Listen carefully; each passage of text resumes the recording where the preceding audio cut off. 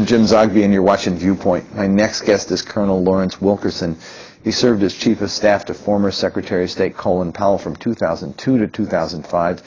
He's been an outspoken critic of the Bush administration's handling of the war in Iraq, particularly its planning and execution of the post-war era. He's currently a visiting professor at the College of William and Mary and lecturer at George Washington University. Thanks for joining us. It's an honor to have you here, sir. Thank you for having me. I opposed the war in the beginning, and I'll tell you why. I did so because of the Powell Doctrine. I looked at the doctrine Powell had articulated as we were talking about going into the Balkans, and I wondered, what are the costs and what are the consequences and what are the terms of commitment and what's the exit strategy? What were the goals? And I didn't get answers to those, and I tried to get people in the Democratic Party to ask for answers to those questions, but they were making a different calculation back then when it came time to voting for this.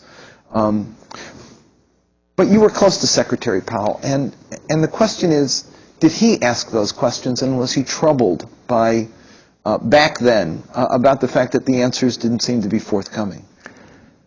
I had the same concern that Senator Byrd did when he pronounced the Senate ominously, dreadfully silent, and that's almost a direct quote, with regard to debate over this conflict. I can't tell you that Secretary Powell, because I wasn't with him in the Oval Office when he spoke directly to the President, that he actually made these observations or these criticisms or brought these points up with the President of the United States. But I can tell you that Secretary Powell, having worked for Caspar Weinberger, whom I would attribute the Powell Doctrine to even more so than Powell, even though he felt somewhat constrained by the fact that he knew he was the Secretary of State and not the Chairman of the Joint Chiefs of Staff or the Secretary of Defense, and therefore his purview was foreign policy. I have to say that I'm fully confident that he brought up his reservations with the President and with the Vice President and with the National Security Council, including the National Security Advisor. Whether or not that prevailed in any way at any time, though, I really can't say. From the results, I would say that his advice, whatever it might have been, whether it was calling Tommy Franks, which I know he did, and ask him about the troop size, or whether it was actually making some, expressing some reservations with the President himself, it had no results. And increasingly, I'm coming to believe that had he even resigned over the war, it would have had no results. Maybe a week, maybe 2 weeks, it would have been headlines, and then it would have gone away, and this President and this Vice President would have marched right down the same road they marched down eventually anyway. You've talked early on when you left, you used the term cabal. Let me put a quote up. It's from an article you wrote in the Los Angeles Times. It said, some of the most important decisions about U.S. national security, including vital decisions about post-war Iraq, were made by a secretive, little-known cabal. It was made by a small group of people led by Vice President Dick Cheney and Defense Secretary Donald Rumsfeld. That's tough stuff. But it's not unusual. I'm a student of and a teacher of national security policy from 1945 to the present. And there are other occasions in almost every presidency, and some more than others, where a president moves outside the statutory decision-making process, that process set up by the 47 Act, and makes decisions with a cabal, a group, a small group or whatever.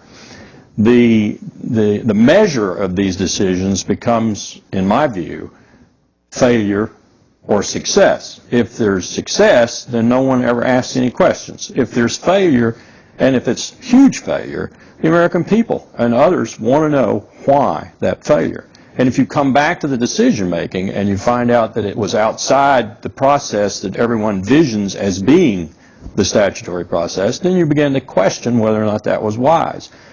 There was a time in our history where another man, like Vice President Cheney, accrued unprecedented decision-making power. It was Henry Kissinger. Indeed, Henry Kissinger at one time was both Secretary of State and National Security Advisor, if you can imagine that. He actually sent himself memos, and I'll guarantee you that when he sent a memo to the Secretary of State, the Secretary of State agreed. So we have had periods like this before. We have never had a Vice President with the unprecedented power that Vice President Cheney had. And I say had carefully because I believe it's been diminished lately, thank the good Lord.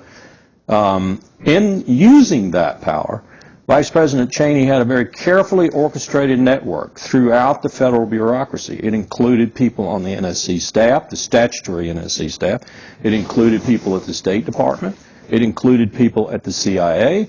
And he carefully worked that network, and some of the decisions that were made that were so crucial, including the decision to use torture and near torture in the treatment of detainees in the global war, were made outside the statutory process and without the full knowledge, and sometimes without any knowledge of other members of the Where did national... it 67, because we're running out of time, and I know there's a lot of folks holding, but there's one last question on my mind, and that is I just came back from the Middle East, as in the Gulf, and I have to tell you, wherever I go, I get one question: Iran. Are we going to bomb Iran?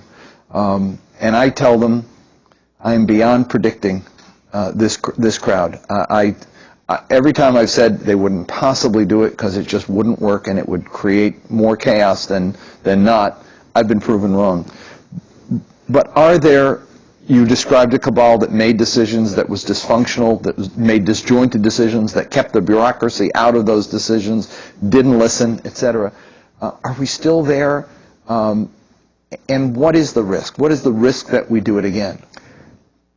I have the same concern you do, but perhaps not as deep as yours is apparently, because I see several factors that give me some hope. One is the diminishment of power of the Vice President. The other is the departure of the Secretary of Defense.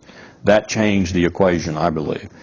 I do believe the Vice President's power has been diminished considerably.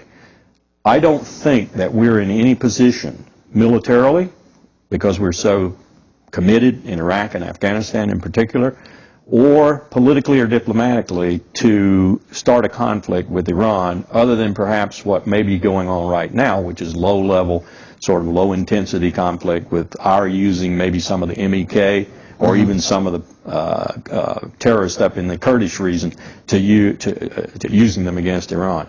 I hope we're not even doing that, but I suspect that that may be going on.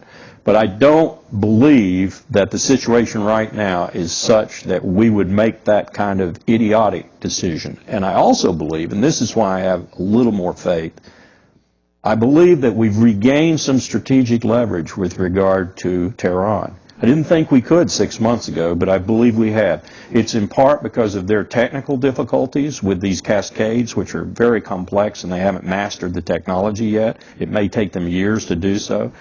To the fact that Ahmadinejad lost in some local elections, to our military maneuvering in the Arabian Sea and in the Indian Ocean, and also the fact that I don't think the situation in Iraq is going fully the way Iran would like it to. And let me give you an example. I think the strongman solution is looming ever larger in Iraq. It's going to be Muqtada al-Sadr if it comes about, and I don't think he's going to be that friendly to the Persians. And so there are some things that have happened that I think have given us a little leverage, and I think that's the reason we actually agreed to sit down and talk when the Iraqis invited us to with Syrians, Iranians, and others. Thank you.